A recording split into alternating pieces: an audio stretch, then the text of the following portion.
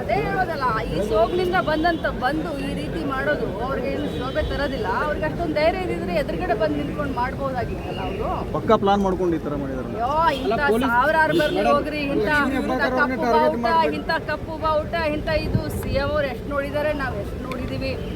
ಜನರಿಗೆ ಗೊತ್ತಿದೆ, ಯಾವ ಸೋಗುನು ಇಲ್ಲ, ಏನಿಲ್ಲ. ಯಾರ ಬೆಲೆ ಏರಿಕೆ ಯಾರಿಂದ ತತ್ತರಿಸಿದ್ದಾರೆ ಜನರಿಗೆಲ್ಲ ನಾಟಕ ಗೊತ್ತಿದೆ.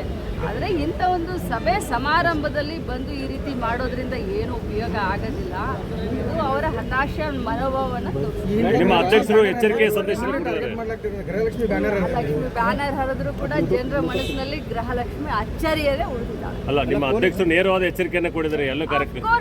ಅಧ್ಯಕ್ಷರು ನೇರವಾದ ಎಚ್ಚರಿಕೆಯನ್ನ ಅಂತ ಹೇಳಲಿಕ್ಕೆ ಮನವಿಯನ್ನು ಮಾಡಿದ್ದಾರೆ, ನೇರವಾದ ಎಚ್ಚರಿಕೆಯನ್ನು ಮಾಡಿದ್ದಾರೆ. ಯಾಕಂದ್ರೆ ಅವ್ರಿಗೆ ಎಷ್ಟು ಕಾರ್ಯಕರ್ತರು ಇದ್ದಾರೋ ಅಷ್ಟೇ ಕಾರ್ಯಕರ್ತರ ಪಡೆ ಕಾಂಗ್ರೆಸ್ ಪಕ್ಷಕ್ಕಿದ್ದಾರೆ, ಕಾಂಗ್ರೆಸ್ ಪಕ್ಷಕ್ಕೆ ಅಭಿಮಾನಿ ಬಳಗ ಕೂಡ ಇದೆ.